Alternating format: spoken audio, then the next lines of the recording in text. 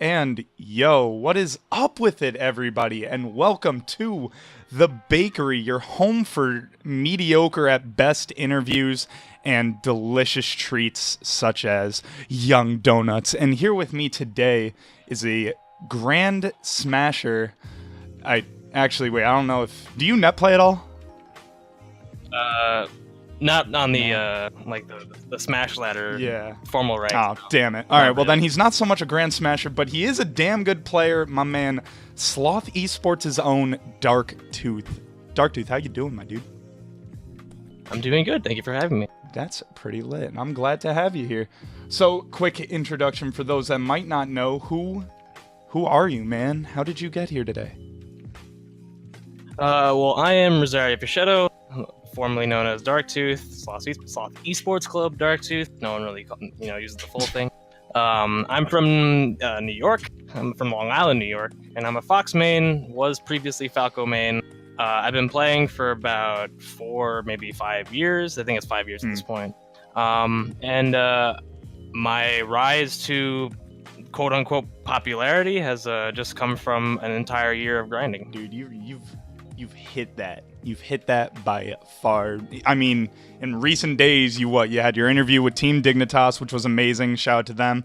Obviously, if you haven't read that interview, go ahead and do that. Some of these questions that I might even ask you today might be similar, if not repeats. But I mean, it's hard not to talk to you more on base with it. And this is audio, not a written thing. So for those of you that are like me and hate reading, you can listen to the answers and not read about... I don't know. And then you had like a whole mini player profile documentary by Save as Untitled. You've definitely been on that rise, my dude. But before that rise, you got accepted into the Crane School of Music, correct? So yes, that's where I have been. So how's that going for starts? How amazing has that been? Well, I've been at Crane. I started in September of 2014. That was my freshman year, and I've been going to Crane for this 4 years. I'm currently in my last semester, but my last semester of Crane was basically a student teaching semester where I would go back home and have an entire semester of doing teaching at a school. So I've been really busy this whole semester, basically just doing Monday to Friday, 7 o'clock in the morning to 3 p.m. like going to school, doing the lesson plans, teaching a bunch of kids. And it's been a lot of fun, and it's not ending soon. But that's been but the whole time at Crane has been great, and I plan on going back to Crane for grad school starting this September. Damn, that's amazing, dude! Congratulations. And so when you go to school like that, obviously, I'm assuming you'd have to have started with an instrument. What instrument did you start playing? I've been playing the clarinet, actually. I've been playing the clarinet ever since I was in 4th grade. And to get into music school, you usually have to audition. Right. You have to go on some kind of instrument. So I've been performing on my clarinet for basically 8 years. That's been a long time. Yeah. And basically throughout the entirety of college was just performing on that instrument and even doing a recital. So music's been pretty important to your life, like for a damn long time, you'd say, huh? Yeah, that's definitely what I want to do. I want to be a music teacher in the end game, probably. That's awesome, dude. Well, congratulations. Anyone ever just put you in the brackets as like Squidward or some shit? No, thankfully, and I hope that never happens. You heard it here first. Don't ever do it. He don't like it. That's a great way for me to not come back to your local. Don't ever come back. Oh my god. And so you've been a Long Island rep since what? Humble beginnings, since you were born. How long you been on the island? Since I was born, my family's always lived here. I never really felt like true Long Island pride until I got into high school, where I realized hey, we're better than everybody else, especially when I started becoming a smasher. That's when the Long Island pride came out, when I was like, what, Long Island's sick. Long Island's so much cooler than any other part of New York. And then that's what the ego comes from. So that's part of why Long Island is we're so cool, because we all just love each other. I'm not gonna lie, there was a point where I'm writing out this rundown for questions and shit, and there was a point where I was gonna say, so why is Long Island just the best region ever? And I kind of figured either you or someone in chat was just gonna be like, damn right it is. Like, you already know. as soon as you say the word Long Island, as like some other Long Islander like in the distance hears it and just goes, yeah. they just like immediately respond. Just a bird call. Long Island. Yeah. Snoop. He's just somewhere. Oh, I love it. So, progressing a little bit more into the melee persona, the tag Darktooth is something rather impressive on my end, at least. How did you come up with that name? What was the backstory on this? You know, it's actually one of the most popular questions asked me is where did my tag come from? Because like you have like a lot of tags that are just like straight up stupid. Like YungD0nut? I don't know. You get, not even YungD0nut. But like tags that just like are like so dumb that you like 100% just get the meaning of it right off the bat. Sure. But like a name like Darktooth, it sounds strange, and like everyone's always just like, oh, what? Is because you got a cavity? And I'm like, wow, I'm gonna go and shoot myself. But like that's not it at all, you know? Like it's from Twisted Metal. It's one of the bosses from Twisted Metal. When I was in elementary and middle school, I used to bring my PSP to school, and I had one game called Twisted Metal Head On, and I used to play that like every day in school on the bus ride. So I would just keep on playing that, and there was one boss in the game called Darktooth, which was like the next boss after the main boss, Sweet Tooth. And I liked the name a lot. It was just really cool. So I was like, all right, Darktooth, and I was making like a YouTube account when I was in like middle school to like start making YouTube videos. So I needed a name, so I just did like Darktooth and then just like 2 7s, and that was it. So Darktooth 77 was that's where if you see like my league name or my Fortnite name, it's all string from that. No, that's actually a dope name. I'm kind of glad you didn't go with Sweet Tooth. I couldn't imagine. Oh yeah, no, that one. I definitely couldn't imagine you as Sweet Tooth at this point, but. Yeah, now I feel like there's going to be someone in like the next year or two that's going to have that, and I swear to God, if you ever watch this, Sweet Tooth, I'm sorry. I don't mean it offensively. I just don't think I could see you as Sweet Tooth. No, I mean it 100% offensively. Oh, hell yeah. There we go. Throw the shade. So, going forward a little bit more, you said you've been playing for close to like 4, maybe 5 years at this point. I think you might have just posted something like a few minutes ago, if not maybe a couple of hours ago. I'm going to see if I can find it on my phone really, really fast, but I doubt I can. No, here it is, actually. You posted this picture from June 8th of 2013 where you went to SOS Justice, is the tournament or whatever, and you got 17th there. And your caption for this whole thing, I'm going to, in the VOD when we upload this to YouTube, I'll post this picture, I'll save it, but your caption was the whole, be careful who you call ugly in middle school. And then the progression to today where you are now ranked 88th. So you're coming on almost 4.5, 5 years of playing. How did you first get introduced to the game? What made you want to play it competitively versus if you ever played it as a kid casually, which I'm going to assume you did, but you never know. Yeah, well, when I was little, that's when my brother, he bought a GameCube. I have an older brother, he's 8 years older than me. And an older sister, and she's 10 years older than me, so I was always like the really young child of the family. So they bought a GameCube back when I was like really, really young. Like the GameCube came out, what, 2001, 2002? I think a little bit around there, yeah.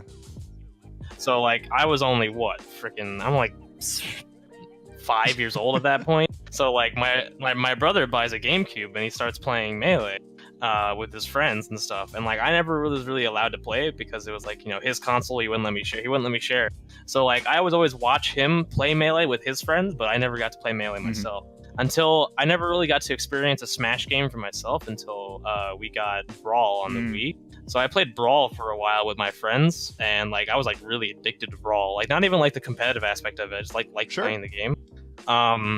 Then me and my friends started getting competitive, and we all started playing Brawl, like having like little mini tournaments with each other, and like, you know, then my friends started going to Brawl tournaments, and I was like, you know, that's cool. Like I'm glad they're all getting like kind of serious about, you know, playing Smash together. And I went to school one day, and there was kids playing actually Project M in one of the computer rooms or the library room. And it's my friend Chris, actually. He was a year older than me, Chris Bozes. I haven't talked to him in forever. Shoutouts. We actually went to one of my first tournaments together, and we teamed together. It was fun. Yeah, shoutouts to him. I haven't spoken to him in a long ass time. But yeah, basically I played with him. I played Project M, and it was like, it looked like Brawl, but it played like Melee, and like it was fun. And I started watching like competitive Melee, and I started like being like, you know, Brawl stinks. Like I want to play Melee. I want to play Melee more. Like, let's stop playing Brawl. Let's all play Melee. And like no one wanted to play Melee with me. It was just me. And for a while I was just like practicing by myself because I just liked how Melee played, you know.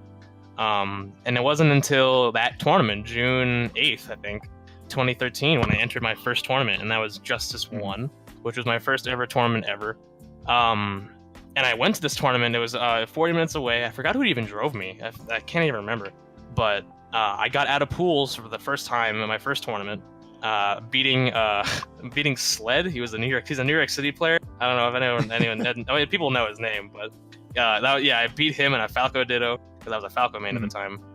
And I got out of pools in my first tournament, and then I lost some dude right after. But I got 17th, and like other names are on that list, like Smuckers and such. And like it's actually funny. I was looking back because when I was finding my first tournament ever, I was looking at other brackets, and like I legitimately outplaced Smuckers like 4 or 5 tournaments in a row. Like I was getting 9th, I was getting 5th at these really crappy like melee locals or like melee regionals, like Mewtwo King, Hacks, like would go to these, and like I would outplace Smuckers on the regular because Smuckers would just like lose to like, because back then like Alex wasn't that good, you know. But for some reason I don't know, I guess I got good bracket luck and I would just like outplace him. It's just so funny looking at like results and seeing his name in 25th and mine on like 17th. It doesn't make any sense. But so that was like my first year playing, and that's like ever since doing well at my first tournament, like getting to play Hacks in person, which was so cool because he was a Falcon main at that time. Yeah, that's right.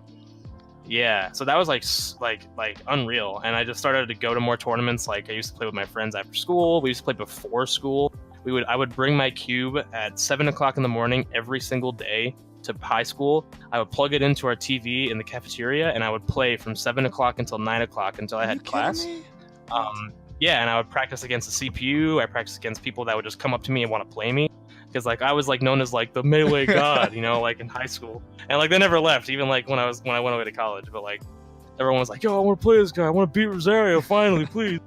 And I just played so much that like I think it would be stupid if I didn't get good, you know, because how much time I played the game. That's so sick though, dude. I think you might be like the second or third person to like bring up the story of you'd bring your setup to like high school or something like that and just plug it in and play. How come my school never had a goddamn TV for us to use? We were never allowed to do that. We had a senior lounge in my high school, and like it had a CRT that was never being used. So like I was like, why don't I just like play melee? Like why? Like it's so simple. We had like this outdoor area that was like we had the senior courtyard that was like half the time covered in like beer cans and just like cigarette butts. Dude, That's crazy. It feels bad, man. I would have been so good at this game. God damn it. Anyway. If only they afforded it. If only my school wasn't busy doing nothing. So let's see. You jumped into the game. So you started because of Project M, right? That's what you're saying. You saw the melee aspects in Brawl, right? Yeah, that was like the first I guess that was kind of like a gateway drug. Like it was kind of like it had Brawl's graphics. It looked like Brawl, but it played like melee. So I was like, oh, okay, that's okay. So I just started playing it. You know, that's very understandable. Actually, I think I might have been the same way. I saw Brawl physics, and then I played PM, and I was hyped. But so eventually, after playing it for a while, you say you got competitive by people wanting to beat you. But what eventually hit you competitively that you decided, I can't even play Falco, I think it's time to play Fox? Oh man, you know, it's so like when I've been playing this game, even when I was like not even good, like I've been playing like all the characters in the cast. Like I just love melee as a video game. I just love playing the game. So like I like played Falco, I played Falcon, I played along with playing Falcon and playing Falco. I dabbled in Fox. You know, I thought it was fun to play Fox. You know, I played Marth, I played Sheik, I played everybody. You know. But like, as I started playing my Falco Mar, it wasn't even like I was like getting the results to make me think Falco couldn't do it. You know, I just started playing Fox, and my inspiration at the time was like switching. You know, like actually, it's a funny story. No one actually thinks of it now because like right now, like I'm such like a stupid diehard Mango fan that like anything Mango does or says, like I'll worship like on the cross for it. But when I first started playing the game, I actually hated Mango. Like I thought that he was I thought I hated his personality. I thought he was cocky and I wanted him to lose. So my favorite personality was PPMD actually for a long time, and Hacks, you know, which shows because I was a Falcon main and I was a Falco main. But slowly like Mango started to grow on me, and like this was like back in like my pre Evo 2013, like around Evo 2013 Mango, like when he was like not like like the whole like lovable idiot he is now, like he was still kind of like a degen. And the more that he grew on me, the more I liked watching him play. The more that Genesis 2, watching his fucking Fox tear apart everybody, basically, like watching just how, because no one moves no one moved and still moves like Mango's Fox. It was just such a big inspiration that like I like felt so comfortable with Fox and like how Fox played that I just started to like pick him up out of nowhere. And I was always someone that like I could not play a character, like I could not play a character in tournament without feeling like it's ready. So I practiced my Fox in private for a long time, and then brought him out for the first time at a tournament called SBU 2.5. I think 2.5 is the one I went to, or 2.0. I can't remember. It's the one where I took a game off of Mafia. I think. And this was my first tournament as a Fox babe. It might have been 2.5. You went to 2.0 in Project M, and then 2.5 you went as Melee. I got that. Oh, okay. Okay, that makes sense. Yeah, I always forget my... I could imagine. Trust me, I had to do the research for this. Not you, trust. Yeah. Yeah, so that 2.5 was my first tournament as a Fox main. And like when I took a game off Mafia, I did kind of well. I lost like PB&J or something, like Jesus, so long ago. But like, yeah, like that tournament was just like, I feel good with Fox. I think I'm gonna be a Fox main. And like my friend at the time, his name was Schwa. It was my really good best friend at the time, Michael. Yeah, I teamed him at everything. He was my best high school friend. I was like, I think I want to play Fox, and he was like, no, bro, you're just gonna be like everybody else, dude. You're just switching over to the 20XX shit. You're just buying into it. Right. And I'm like, no, I like it makes more sense to me, like playing Fox. And I just kind of just did it, and I haven't really regretted it, but I low-key still wish I was a Fox fair. That's fair. I mean, you can always jump back and forth, but at the end of the day, you're gonna play who you're getting the most understandable results with, and. You do what you gotta do. 20XX is fake anyway. Don't believe the hype. Were there any other competitive games before Melee that got you into really wanting to take this game seriously, or was it only Melee that made you want to pursue this? Competitiveness. I mean, like I'm a fairly competitive person. Like I don't take competition like so seriously that like I stop being friends with some people over it. Like I'm a very laid back person in general. But I do like the competitive drive, and I like getting good at something. Like when I get anything in front of me, I really want to get good at it. So like I'm playing Fortnite recently, and like every game I'm playing, like I'm like shot calling with my friends, and like I'm talking about it afterwards, like what we could be doing better and like how we can be improving. Like what is it? Just a game? Like I'm not even sure if they're taking it seriously. Like they're just having fun. But like I just want to get better personally, because like I don't like just doing stuff and being garbage at it forever. So like I guess like. There really wasn't like a game that like sparked competitive nature out of me, because I've always just kind of been like a repetition gamer, where you like don't really like engulf yourself in like stuff that is like storyline video games. It's more so just like the battle royales, the League of Legends, the Overwatches, like the repetitive like requeuing up for games type of style. And Melee is kind of similar to that, where it's just you're doing the same thing over and over again. So I can't play other games that don't have repetition anymore. Like I've been buying all these beautiful games, like freaking like I bought Dark Souls 3 like 2 years ago. I don't even know when that game came out, and I still have not clicked play. Like it's just there, like, and I want to play this game, but I just know that like me personally, I just can't. I can relate to you on such the level right there. I can't get into single player games anymore. All I want to do is play competitive games. It kills you, right? And like I think that's just where my competitive nature comes from, is just needing those types of games. That's totally fair. If there was another competitive game out right now, I mean, obviously you just said Fortnite, so I'm gonna stop right there. It's Fortnite. Yeah. If there's any other game that I want to like play competitively, I'm not even gonna lie. Like I haven't even been playing this game for that long. I've been playing it for like 3 weeks. It's a fun game. It's a fun competitive game, dude. It's really freaking fun. Like I want to keep playing. I want to like get legitimately good. Like I wouldn't mind. And like if over the summer I'm planning on streaming again, so like if I could stream myself playing that too, like it's like I don't know. I feel like that would be like the other like itch to scratch. Yeah. Well, guys, if you ever start streaming, you go and follow this dude, subscribe to this dude, Darktooth VG at Twitch. Make sure you find that. But right now we gotta stay on the melee topic. So for now, going back, when you're, and I know you're still in the Crane School of Music, from what I've understood, there's not much of a scene over there, if I'm not mistaken, right? There's really not many people playing the game there. You're correct. When I first got up at Crane, my like sole mission was to find the melee people, and it was a long mission because when I first started up there, I would like walk up and down my hallway at my freshman dorm and be like, "Yo, anyone want to play Smash Brothers?" I said Smash Brothers because if I said melee, I didn't know if I would get like the right results. So I didn't want to play Smash. And at first I met these two guys and they're like, "Yeah, we play Smash all the time." I was like, "Great, cool." Went to the room, it's Brawl. I was like, "All right, great." So I was like, so then I stopped like searching, you know. And I drew on my whiteboard, like taking all Smash Melee challenges, I think. Because like I wanted people to come into my dorm and just get fucked up by me. But there was one day that a person, he wrote on my board, he was like, "Hey, I'll play you, Winston." And I was like, "Winston?" And I was like, Winston was the name of the Brawl guy down the hall. So I went to him and I was like, "Dude, we've been playing Brawl all the time." He was like, "No, that wasn't me, dude." I was like, "What the f-?" So we found out that it was another Winston in a completely different part of the campus. So I went to him in his room and he wasn't there.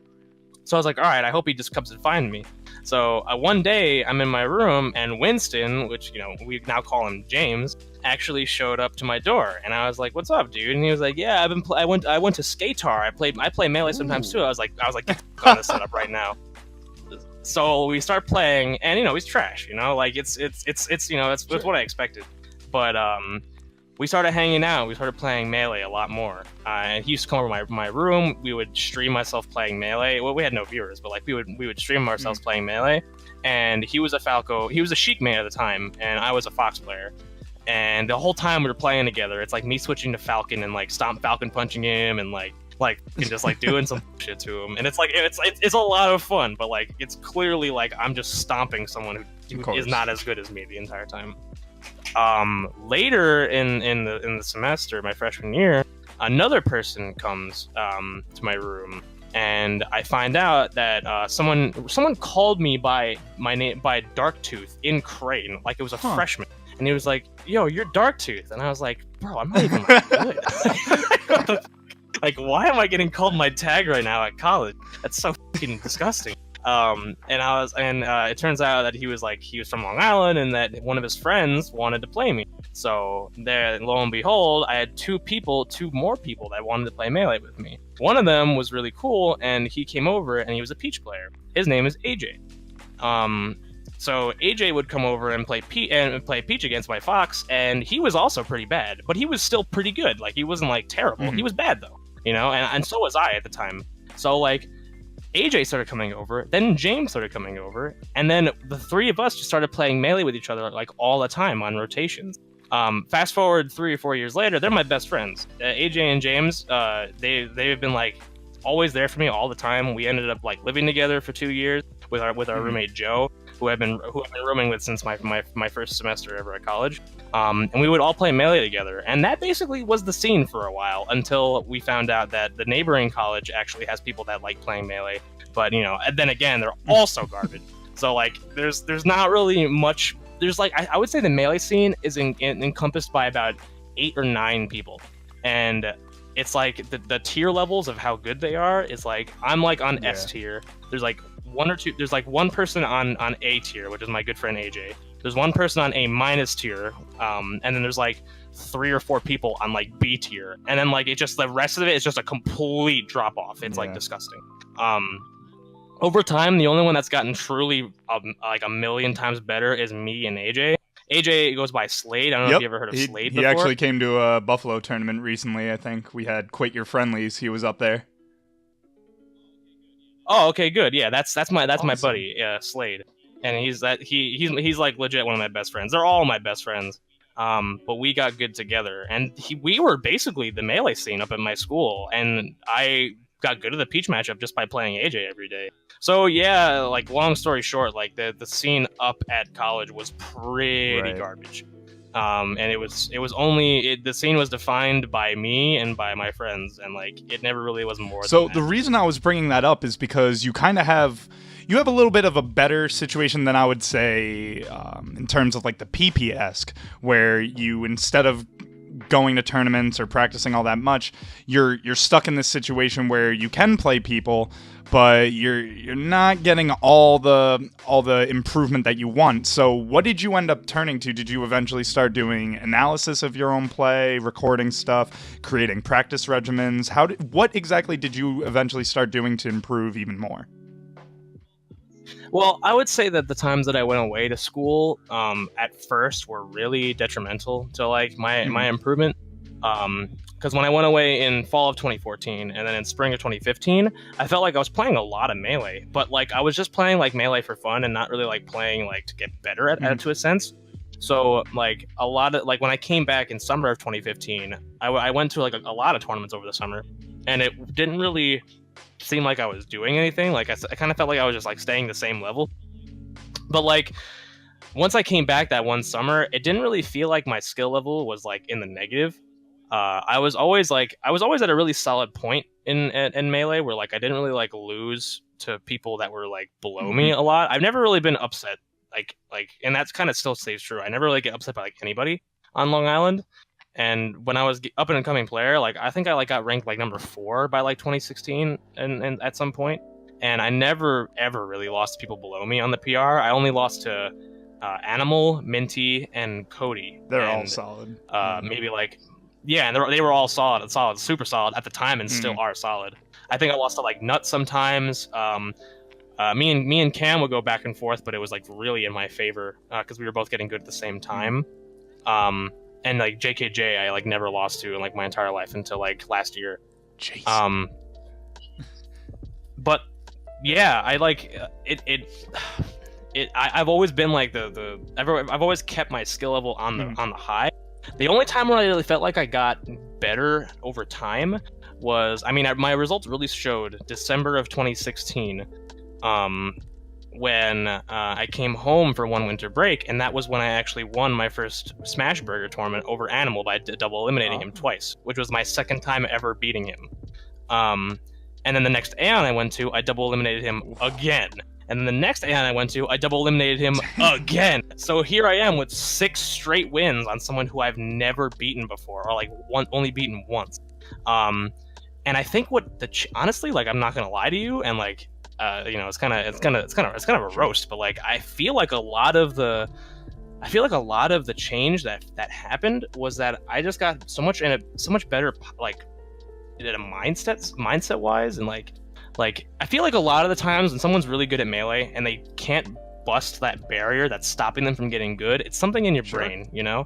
It's not something in your hands. I've always been a very technical player, and I've always been able to keep it up, like, and not really like be overly technical, but I've still been very solid. I can move my character, I can do what I want. But it's like the mental blocks that you can put on yourself from like going on in your own life, going on like in your melee life, like say you're having a rough relationship with somebody in your community. You know, there's a lot of things that can make you not perform to your expectations, and just not treating yourself right is really bad to your career. And in December of 2016, you know, this was the first time that I was apart from my now ex-girlfriend, who I was with for 2.5 years, or almost 2.5 years. And you know, I wouldn't say that the relationship was toxic at all. It was, you know, it was a very, very good relationship for a majority of it. But I think just like my outlook on life, like once I was out of this like really draining long distance relationship, like completely flip-flopped, and going from like a really draining long distance relationship to a very healthy and very happy close distance relationship with my now girlfriend. I think that just like the positivity upswing helped so much that like it just unlocked some kind of like fucking like chakra or skill tree, you know? And I just started playing a lot better. And I think I honestly, to this day, I still will give credit to my girlfriend for helping me like get to the point where I wanted to be. Let's go, girl. Hell yeah. give her all the props she deserves, man. That's awesome. But in the time to come on that, you're saying you you were always a very technical player. How did you get yourself to be on that level of technicality? Well, again, like I played so much melee, it would be stupid if I moved like Vorp. But like, you know, like I when I practiced in Jericho High School, that's where I went to high school. I would beat up a CPU in the cafeteria for an hour and 45 minutes. No, actually, it was an hour because I got there at 7, and the people wouldn't start getting to school about 8:10, or maybe actually like 8:30, 8:50. So like it was just me versus a freaking Fox CPU on FD, like just me and him, you know. Like so, it was just that was just like over and over. I would practice shuffling. I would practice like wave shining. I would practice movement. I would practice wave landing. I would do all this different stuff. So like getting solid fundamentals was like movement fundamentals was really important for me at that point.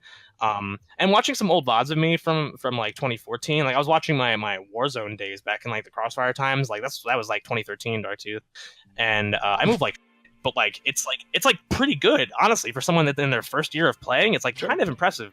And like looking back at it now, it's like, damn, I could do that. Like you lose perception of your skill based off like what 2 years ago. Like you can't really tell like how much better you've been getting. But yeah, like it's crazy that like the amount of practice that I did. Like even when I went home, I downloaded Dolphin. I would save state and reload save states on like FD, Battlefield, Yoshi's, and just repeatedly just like move around on the stage, beat up CPUs, get good at comboing them. And like honestly, doing that, I can't lose to Ice Climbers because I can beat up a CPU like no one's ever beat up a CPU before. Like I do nasty things to CPUs on the regular. Like that's how Armada got good too. So like I believe that's like secret amazing tech that no one really like. We don't even have to discuss that disgusting stuff. We'll just leave it for the fans to watch at some point. But so, was there anyone that would help mentor you in these points? Was there anyone that was like, oh, start practicing this, here's something you could practice? Or did you leave that all to yourself to go and find online and stuff and like that? I didn't have a lot of mentors getting up into the scene. One person that kept me into the scene at first was, well, two people actually. One person was a guy named Sir Rocco. His name is Vin, I think. Close enough. I can't remember. God, it's been so long. It's been so long since Sir Rocco was his tag. It's been so long since I talked to him. But he helped me stay in the game. He was like kind of like a big brother to me. He was like, he was like, I see a lot in you. I want you to stay in this game. I think you're really good. And I was like, all right, cool. You know, like I thank you for believing in me and such. So he would help me through like some like rough patches where I was like, I don't feel good about this game, And like I was like a high school kid, so like I would get like all of my feelings and I wouldn't do well. So like he was there for me a lot. Another person actually was Smuckers, like back when when he would host his tournaments, like he was very friendly, very approaching, and like we became friends really early, and he made me want to keep going back to his tournaments because he was just so nice to me. This was before he even got good, like before he like switched to Fox and like did a lot of cool things, and he went back to Falcon and like started destroying everybody. Like he was like, we've been friends like before like either of us even got remotely like important. So that's pretty cool. Another mentor that actually not a lot of people know about is I started playing Falco because of a European Falco player named Rebaz. And we would net play on old ass net play, like the net play before like Smash Letter became popular, faster melee. Like I'm talking like 180 ping Falco dittos on FD. Like it's it's gross, and it's like this was like net play was not solid at this point, but he coached me. Like we would have Wizrobe in like the Skype group sometimes, and like they would just like talk to me about like how to get better, and like Rebaz would be like, that's really good that you're doing that, man. Like you gotta approach this differently though. Like oh, like when you're doing that, like that's not good. Like he would like give me like free coaching, like as a European player, and like he was like kind of like one of my closest friends for like a long time. And like not a lot of people know that like he kind of like trained up my Falco and made me play. Shout out to Rebaz. What did you say his name is? Rebaz? Yeah, Rebaz. He runs, I don't know if you know, Peng That's Boys. him? You know the YouTube channel Peng? No shit. Oh, that's him, God. Yeah. Oh my God, that's incredible. He popularized the clip that. Oh my God, that's amazing. Right. Let's go Peng Boys. Even I don't know. I'm always like, I don't know how I want to talk on terms of those highlight reel videos, but I feel like Penboys is okay. He gets his.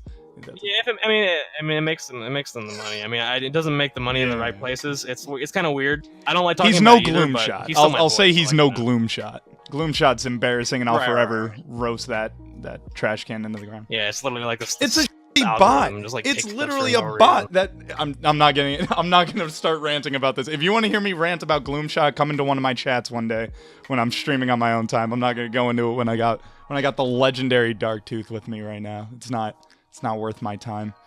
So we got the time passing now. It's 5 years in the future, and you're just a legend. You've become one of the best players in the world. In fact, you've become number 88 in the world, which is quite an impressive feat to hit. I know you were hyped about that. So for number 1, how many tournaments do you think you attended last year to get yourself onto this PR, or not PR, this MIOM ranking? I actually have in front of me because I'm a data nerd. I keep all my data in front of me. Like I always have my tournaments in front of me. So total number of tournaments that I went to in the summer of 2017 totals up to 19 tournaments in the summer of 2017. Because I can't go to tournaments any other time. You know, like I'm going away to school. 19 in the summer. Jesus. Right. Yeah. So like I went to a lot, and the ranking I found out.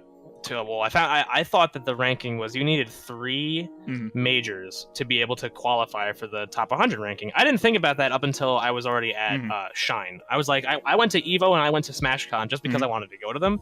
But I went to Shine because I was like, you know what? I want to be on the ranking, you know, in case like my results are good enough. So I registered for Shine as well. But as it turns out, I needed to go to 1 more tournament because they wanted 4 majors, not 3. So I had to last minute during the semester leave on a weekend to go to Georgia to go to Tipped Off 12, which was a super big hassle. I didn't even do that great. I lost to None and Cal. Okay, I did. That's fair. I did okay. Getting 17th is and then when you see who I lost to, it doesn't it makes more sense, but like it's still kind of shitty. But yeah, overall I went to I guess 20 if you count going to Tipped Off. But yeah, a lot of the tournaments that I went to, looking right in front of me, like a lot of Aeons. I went to 9 Long Island tournaments and 10 out of region tournaments, and I count the city as out of region. I won probably 5 or 6 Aeons. So that was like pretty good because like I was beating good players. I was beating Kaon, I was beating Animal, I was beating Nut, I was beating JKJ. 42nd. I was beating all those like good players like repeatedly. So that's what kept me at number 1 on Long Island. But it was more so the really impressive wins that I was getting at the regionals and the nationals, which really gave me a good year for the ranking wise. Looking in front of me, I see Omega. Omega was my first regional back.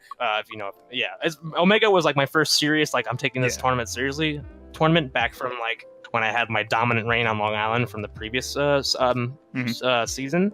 And Omega had like really hot talent, like Slox had Cyrox, had Captain Smuckers, had the Moon, had Swedish, it had Hacks. So like all these, it was like a crazy stacked tournament for a Long Island regional. It had 128 entrants. And I ended up beating Hacks and J-Flex at the same tournament, in that tournament. And I only lost to Swedish and I lost to Slox Game 5 last stock. So like that was a really strong start to the summer, which was like really, really impressive for me, which made me keep on pushing forward to every other national that was going. I started going to more nebulous tournaments because I wanted to see, like, hey, I'm like pretty good. Like I want to beat people in the city. I went to Apollo. I beat DJ Nintendo and Just Jason. And then I went to Evo and I played with Lovage. He was in my losers bracket after I lost to Plup. A really, really rough beatdown by Plup. But I went right into losers bracket and I played against Lovage. And I was seeded to lose against Lovage. Beat his ass. But I 2-0'd him, and actually it was like kind of a disgusting 2-0. I think it was a double 3 stock or something. Like it was like it felt not close. He said to me before the set, he was like, "Oh, I heard of you." It was like, "Oh, well," he was like, I think it was like yeah, I heard you're sick. And I was like, how do you hear I was sick? Like, I'm not even well. Don't worry, he's a retired commentator. You're fine. Yeah. No, but he's good. He's honestly really good. He's sick. I think he was just having fun. Yeah, he was having fun. So I don't think he really cared that much about the set he was playing against me. And then I forgot who I lost to. Oh, I lost to I think I lost to KJH for 65th. Evo 2017. Yeah. And then that was not even the start of the good summer. Then afterwards, right before SmashCon, I went to Super Xanadu. Right before SmashCon, and played against Plank and Jerry. And double eliminated Jerry, actually 3-0ing Jerry, and won the whole Xanadu, which was my first ever Xanadu. This was a tournament that I've been just watching since I was starting with the game, and that's crazy to me. Oh my god, I just went to this tournament that I've always been a fan of for ever, and I won the whole thing. That's crazy. And I remember just thinking about it on the drive back to our hotel room, just screaming at my Long Island homies, being yo, I just fucking won Xanadu, dude. It was so mind-boggling at the time. It was just so hard to keep it all in. That was it was incredible. Scream from the rooftops, man. And honestly, I wanted to scream at the top of my lungs. Before that, I also went to the Tri-State Invitation. Oh, that's which right. Was a humongous event. And yeah, that's where I 3-0'd Slox, which was it felt like every single event I was going to, I was getting a good win, which was it's an amazing feeling for a rising player. Everywhere you go, you just do something. And then I went to SmashCon, and then at the time I didn't think it was a good win, but I beat Junebug 2-0. I thought it was an understandable win for myself, because I was good, and I thought that he was good too. It wasn't a crazy win.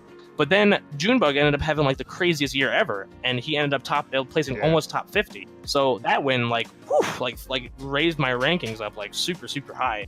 And then I kind of ended the summer on a good but also kind of poor note.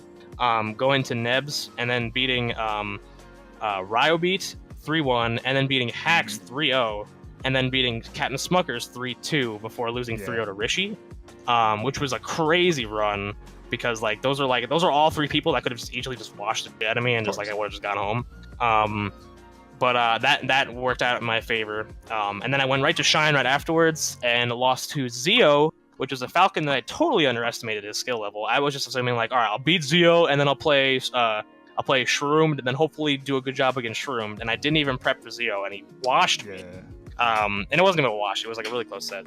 But he did some different to me. And then I beat this. I think he was number 8 in Japan. Sane, he's a Fox from Japan.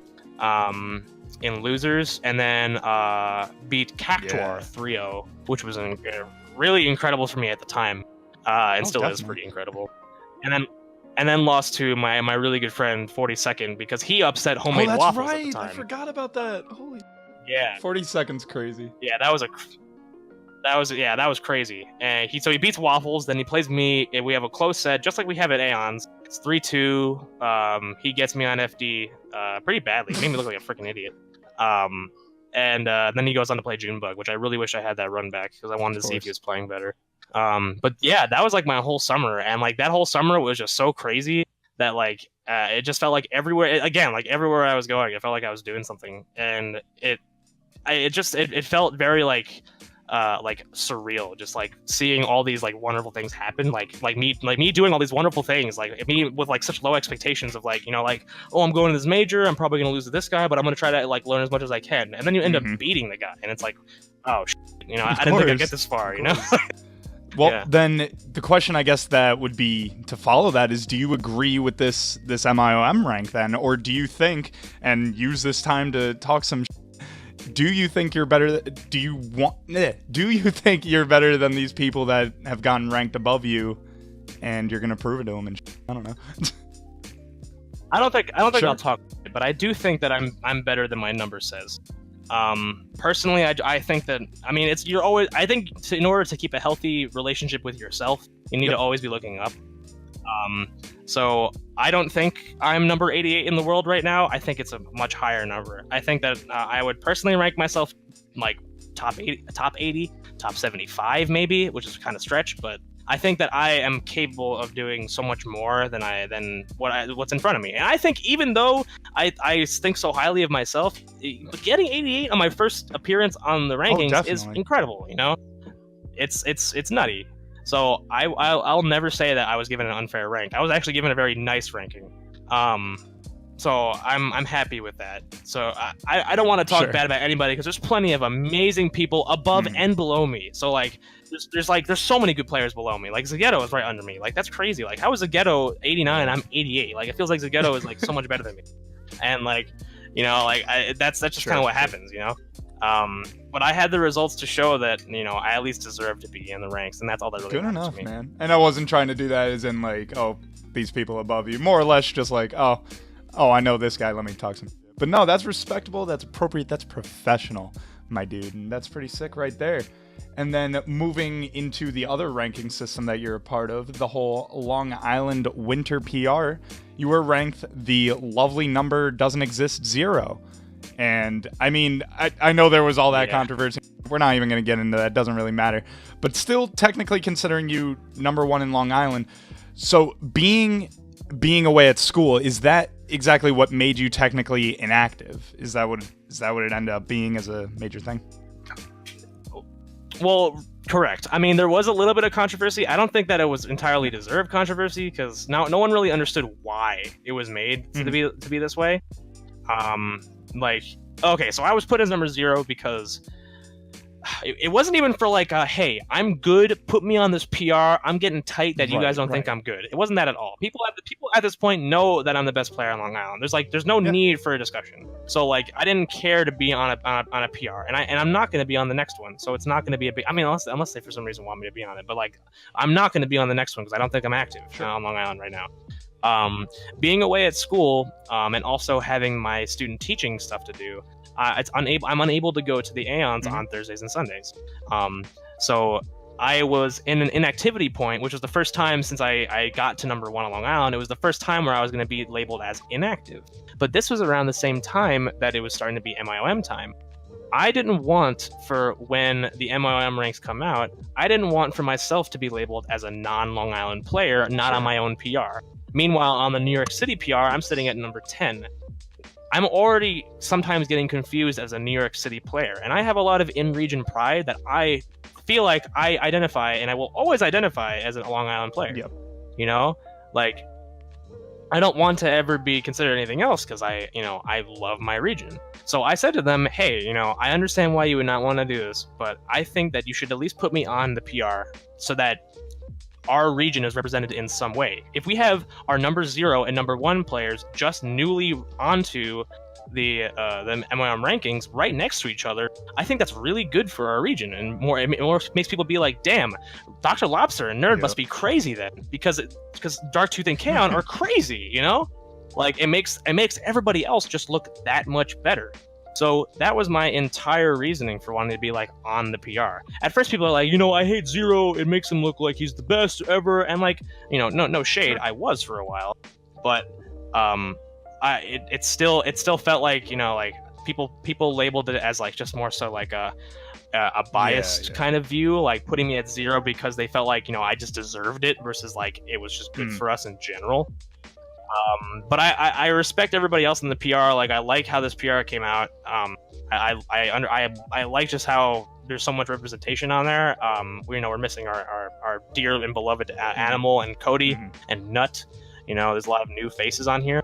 But I still think that a PR with me and K-On both at the top of it was probably the best outcome for this PR going into the year. I think it's just sad that the next PR won't have me on it, and it's going to be a big question mark, like where is Darktooth? Well, I think that's a very fair reasoning for all of it, and I think it works out very well.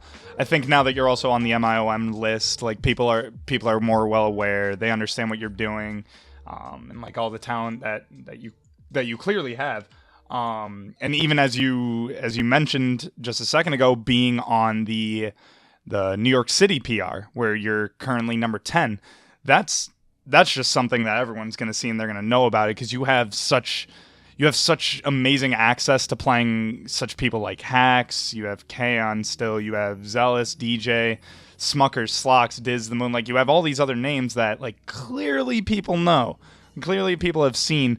And I guess the other question that I can even bring up to you is, when you are around the area, abusing the benefit of playing with these players, do you ever take the time really to ask for these tips, ask for like ways that you can get better? Obviously, I know in the interview I've done like with Diz and other Long Islanders, they say like how they'll at least Diz always gave like tips about how to beat him. Would you ever look for those type of tips and instructions from other players when you would play against them? I'm always someone that is like, I don't put myself on a high horse, you know, like if someone were to approach me at a tournament and ask for advice, or like ask for stuff against Fox, or like if they were better than me, or even if they weren't perceived better, quote unquote, than me, I still ask them for what I could be doing better.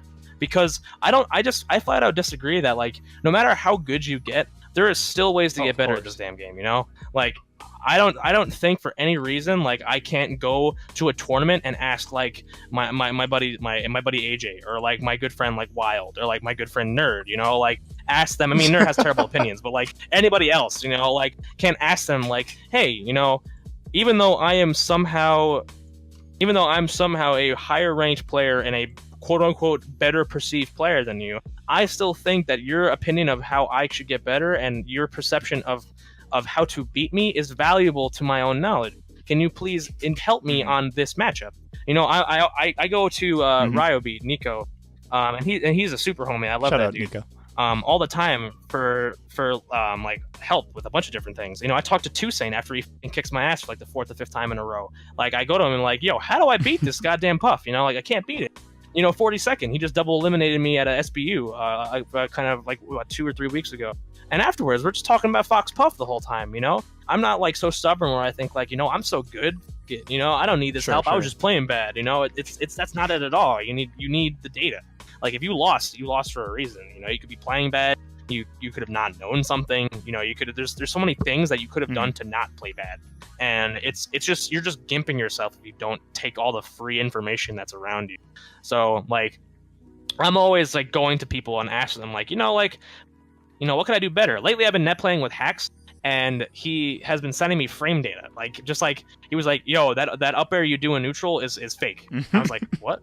I was like, really? He was like, yeah, like the frame data, you're actually not going to be positive on shield, or actually if they crouch cancel, it's just not going to work. I was like, oh, word. And I just change it, you know, like, and that's like really valuable. And if someone told me like, hey, I don't like that you're doing this, or like, hey, that doesn't work, and I'll be like, oh, I agree, or I don't think I agree with that, and let me tell you this reason why I don't agree with that, and we just talk about it, you know.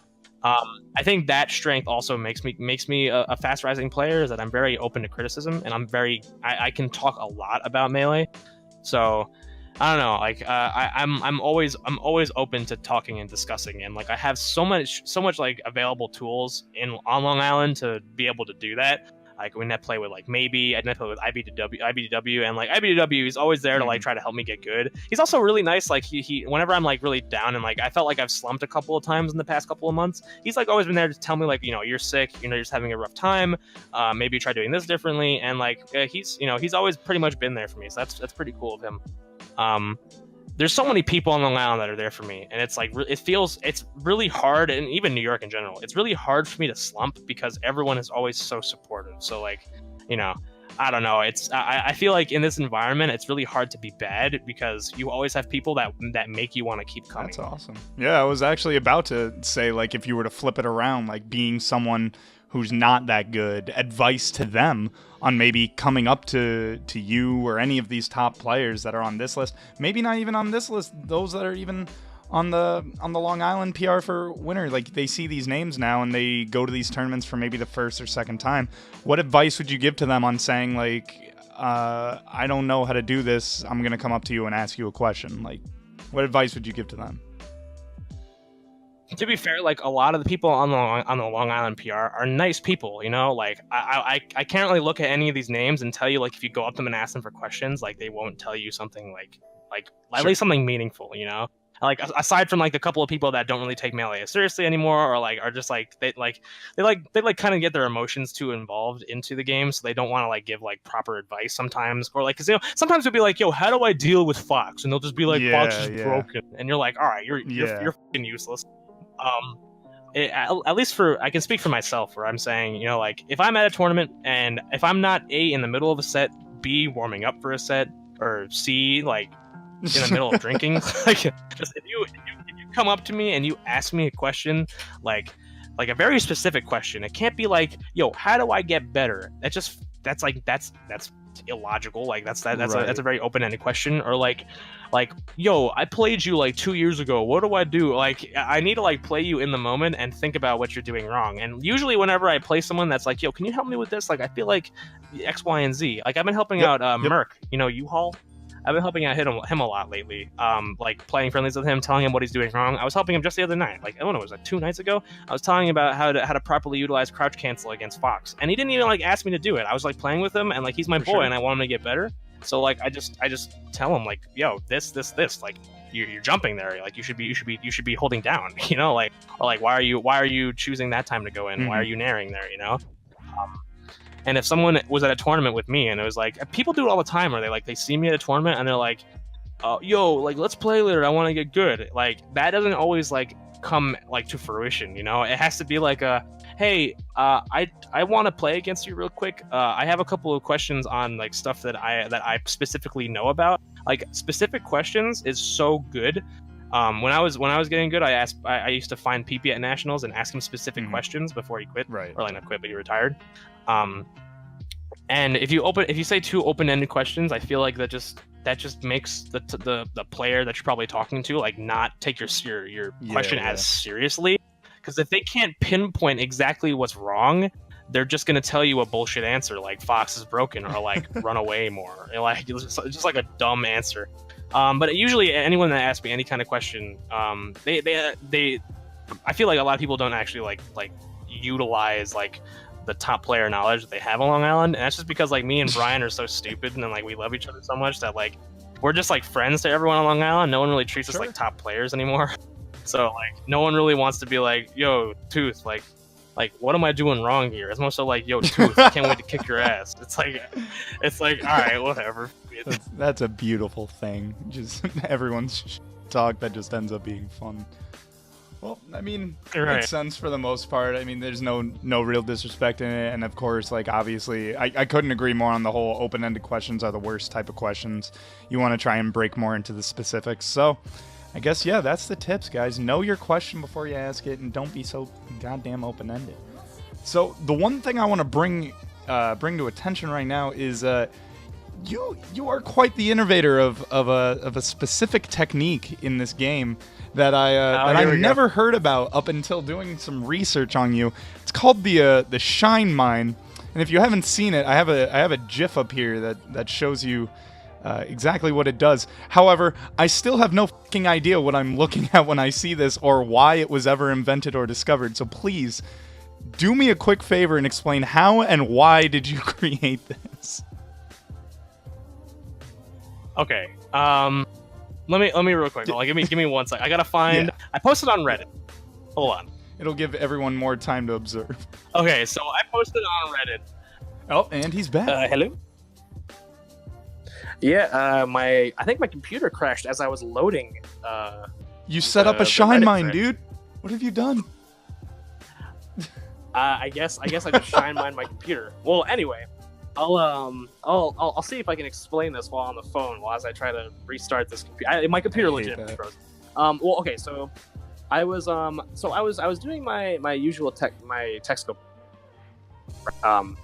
I would always just do like random tech skill practice. Sometimes I would turn on the hitboxes on 20XX debug,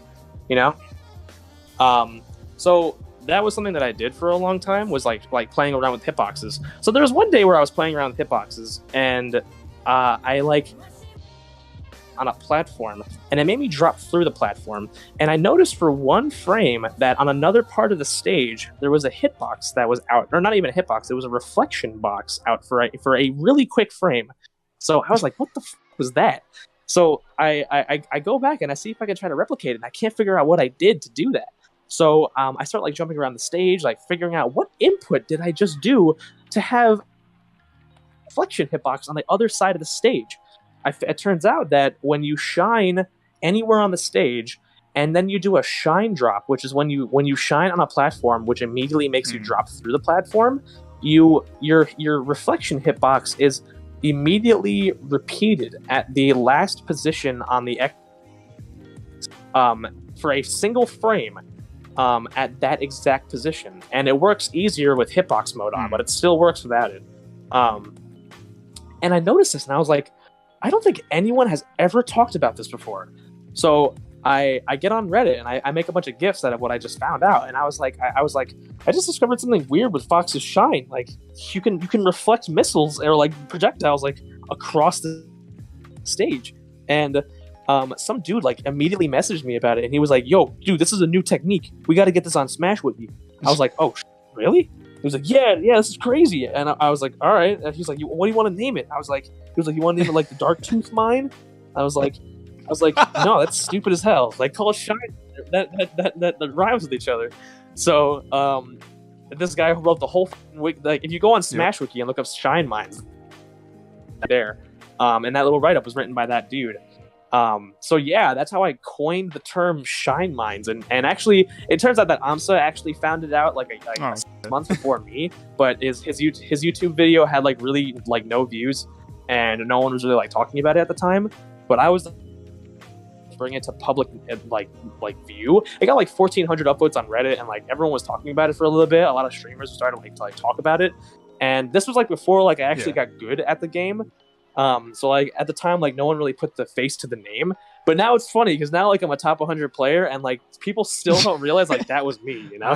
I invented this tech, and you will respect it. Yeah, it's so funny because like even my close friends on Long Island don't know that I did this, and it's like it's so funny. They're like, "Yo, wait, you did Shine Mines?" I was like, "Yeah." It's like sort of random popularity that just came out of nowhere. But yeah, that's where Shine Mines came from, and it was totally on accident. Now, the question that I think anyone and everyone should have right now is, have you ever actually been able to use this in tournament? No. The only logical way that you could use that in tournament, I've thought about it. It could be used to, so you put a stage, and then you get on stage. Now, if Samus is recovering on the side that you planted the Shine Mine, and they do their bomb in the big bubble where you put your Shine Mine, you could reflect the bomb back at the Samus, and cause them to mess up their recovery.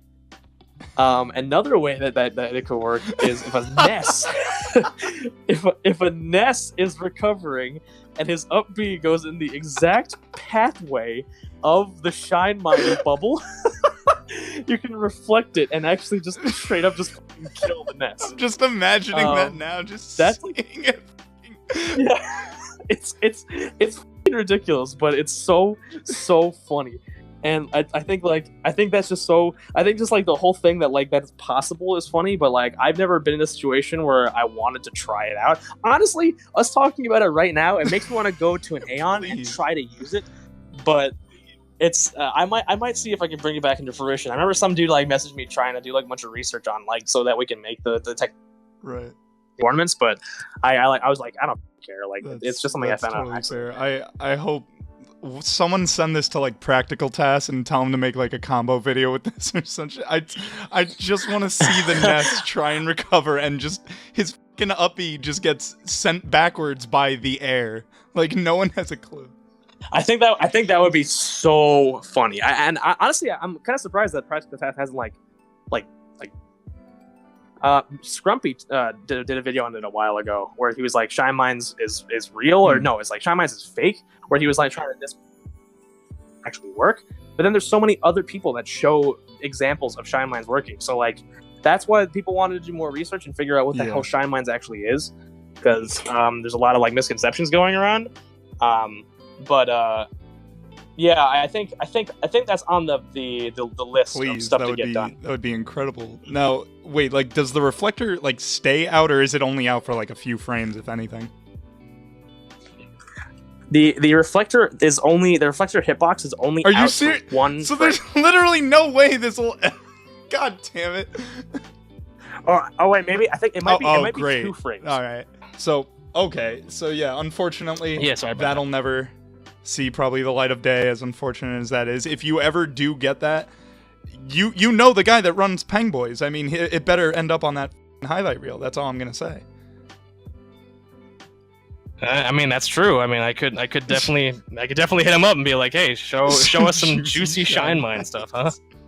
Oh god. See now my final question with that is kind of irrelevant. I was gonna say, how often do you practice your shine mines? But clearly, it's not at all. It hasn't been. It's been a while. Maybe I'll try. Maybe I'll try to start talking about it. And I'll start thinking about it more nowadays. If you see a decrease in Darktooth's tournament performance, it's definitely not because he has started practicing shine mines. It's definitely not because I've substituted neutral game for shine mine. Just writing up like reports about like, oh dude, check out this shine mine spot. It has even less of a percent chance of working. Oh god. I'm sure hope so. It's one of the most beautiful things I've ever discovered in my short time on this game. So coming up on the ending of our interview here, I had 2 little things I wanted to ask about. Being someone from Long Island, one of the things I hear a lot about is family. I hear a lot about like my son, my uncle, all these family things. But one thing I don't think I've asked enough of is rivalries, and I feel like Long Island could be one of the best places to home some of these rivalries, and I'm wondering if you have any of your own, and how did they come about? Well, it's interesting because there's not been a lot of people that like I felt like were like my diehard like rival. Like it's always been changing. Like I felt like there was like people that like, yeah, I would consider them like kind of my rival, and it's been changing as I gotten better. Like when I started playing the game, there was this one Ice Climbers player named Andrew AJT, and I think he like beat me like once or twice, but then like every other time like I destroyed him. And I hated Ice Climbers so much when I started playing the game, and I still do. But like I really wanted to beat him every time I played him, and like the amount of times he would win versus the times I would win would not make it seem like he was my rival. But at the time, it felt like that was the guy I kept on trying to beat. Then as I started getting better, I felt like a closer rival would be K-On! Back when we both started getting good together on Long Island. Like we would go to these like small locals. He would get third, I would get third, he would get third. Because like it was always like who would go play Ben Grimm, and Ben Grimm would just beat us in Grand. And we kept on just like trading, like beating each other back and forth. And then when I got even higher up in the ranks, I felt like another rival was K-On! Again, but then also Animal, because he really wanted to beat me after I started taking wins off of him. And nowadays, I really don't feel like I have many rivals. I feel like to be a rival with someone, you have to beat them once, and I can't call Toussaint my rival because I can't beat the dude. But like he's really good, and I really want to beat him, and that's like probably my number one person that I want to beat going into 2018 is him. That definitely can. I guess so. But like I don't know. I feel like Ash Ketchum, like if he was going to like to be the best at something, and he had a rival that he kind of like he consistently lost to, like how can he be like, yo, I'm not the best, like he's gonna start doubting himself more, man. He's gonna be like I mean, his Pikachu does f***ing suck. Come on, let's be real here. It. We're all grown adults. We can all say Pikachu's cute, but dear God, is he one of the most f***ing worthless Pokemon? I'm sorry. Anyway, sorry to shit on childhood. I just think that you need some kind of competition between each other, and I've gotten close to beating Toussaint, but it's not really worked out. So I would say maybe he's my rival right now. K-On's also can count as my rival, but like he's my best friend, so like I can't really be like, oh, he's my rival. But like we're next to each other, we support each other, we're teammates. And there's not really anybody else that like I feel like damn man, I really want to you up. No, that's totally fair. I was gonna even ask like, what do you think would make for a good and healthy rivalry? But I think you described it good and amongst itself. And overall, I love you and too, but I definitely want to see this become an actual rivalry. So hopefully we see you beating his ass sometime soon. But I'm telling you that the day that I actually beat him will be a day where I legitimately pop off. Like I'm not one to like I'm not one to pop off like after a win. Like I'll give like a little yes, like a little like sweet, like a little fist pound. TVs like, will burn. I'm not one to. Yeah, I'm not one to like jump up and scream, but like I think if I actually got a win on 2, especially if it was like at a major / national, I think I definitely like go yes, I definitely will like scream. I mean I can understand that. I have a friend that's very similar in that. Drew, I'll beat your ass someday. Drew and Matt, actually. Drew and Wild, both you will catch these hands one day. So I guess my last question for you, and I think this is a good one to leave us off on, is if you could describe Long Island in either one word or one sentence, what would it be and why? Yeah, this is a thinker one. Everything else has been just a cakewalk. This is the real shit. Well, Long Island's really special to me, so like it's hard for me to like put, like everything that Long Island stands for, like in just a single sentence, I would say that the sentence that sums up Long Island is definitely in and out of the game, your homies are there for you. And what that means to me, basically, is that, we go to Aeons all the time, and like we play against each other at Aeons, and there's people that get tight. Like people are playing each other as like friends are playing each other all the time at Aeons. In grand finals, in losers finals, winners finals, I'm playing against my best friends basically all the time. Wild, Nerd, Kaon, Merc, Funk Doctor, Psycho. Even when even my close friends from school, Slade, James, Joe, like whenever I have to play any of these people, it's like I'm always playing like my best friends. And when you lose, sometimes you'll lose to your best friends, and like that can hurt, especially like when like you want to get good so bad, like you lose to someone who maybe you think that he's not as good as you, or like maybe you think he played like a way you don't like. And in the moment you'll get really upset that you lost, and like some people really have a hard time accepting like losing to somebody,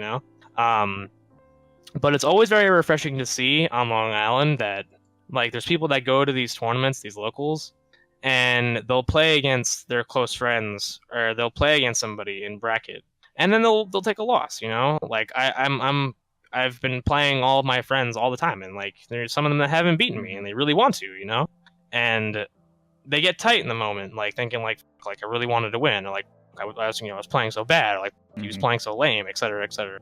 And the tightness is there for the bracket. But as soon as bracket's over, it's just so like refreshing, just seeing everybody just like hang around together, get food, drink, and just have a good time together.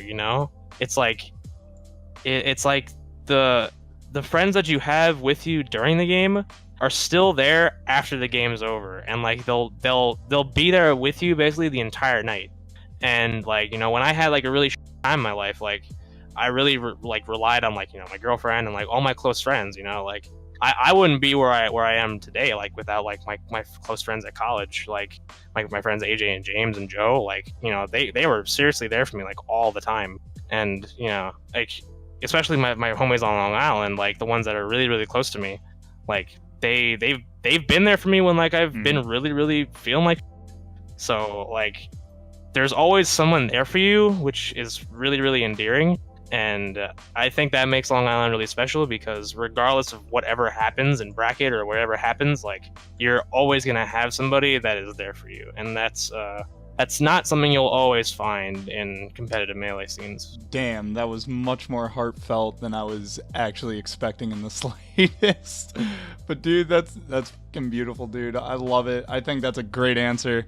I think if you could change one thing about that, I would say the sentence is "Let's go snoo snoo." But hell yeah. Those are.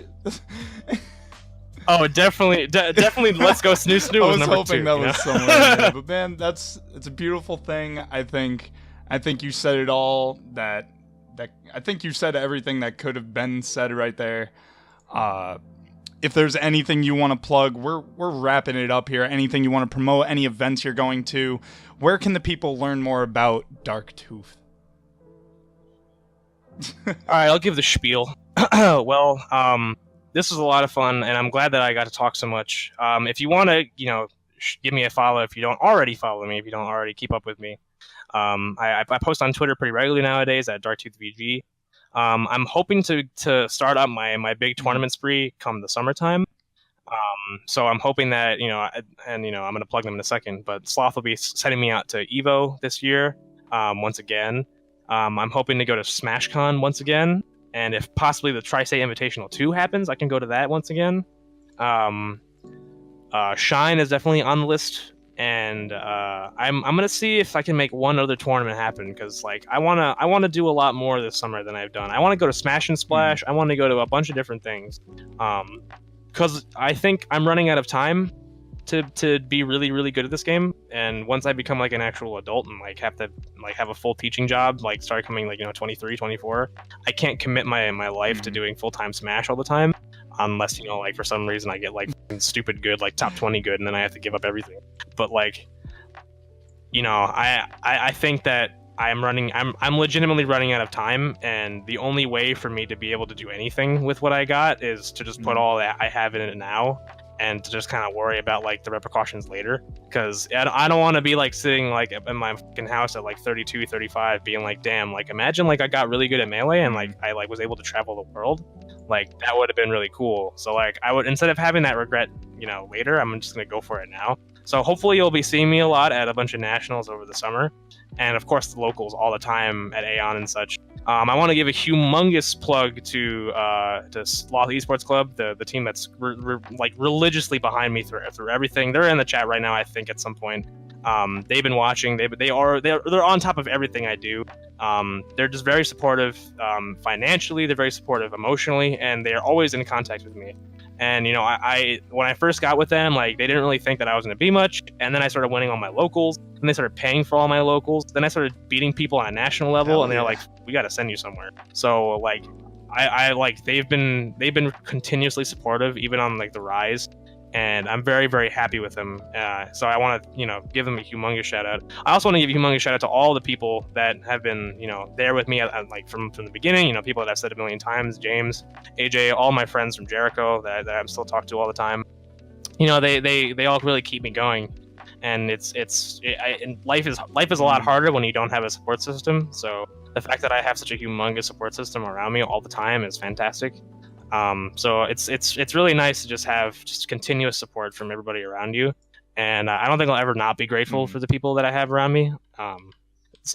And of course, always a humongous shout out to my girlfriend for being immensely supportive of everything video game related, wanting to go with me to every single tournament I fly to, wanting to learn Melee. I taught her about neutral game the other day. She legitimately just loves like everything that I do, and she like believes in me a lot. And I think that's a lot of the reason why I got good, is because like when if you have a support system, it's hard for you to fail. And she's incredible, and she's like just always there for me. So that's a really big plus in my life. And of course, shout out to everybody that supports me on the stream chats and Twitter and all the other good stuff. They're always there. And it's very nice just going around seeing people just familiar names just wherever you walk, just definitely being there to support. Well, thank you all so much for tuning in to The Bakery with YungD0nut, here with Sloth Esports' own Darktooth. I can't thank you enough for coming on today. It was a blast. It was a great time getting to talk to you. Feel like we learned a lot. No, yeah, we had a great time. I was a lot of laughs, a lot of fun. I got to also just give kind of just like a history so it was the man, nice. The myth, the legend, Rosario, aka Darktooth. Guys, thank you so much for tuning in. If you like the stream, hit it with a follow, a subscribe, do whatever you can, but also support the special guests. These guys are amazing, giving us their time to come and talk and hang out. I hope you guys all have a wonderful night, and we'll see you next time. Take it easy.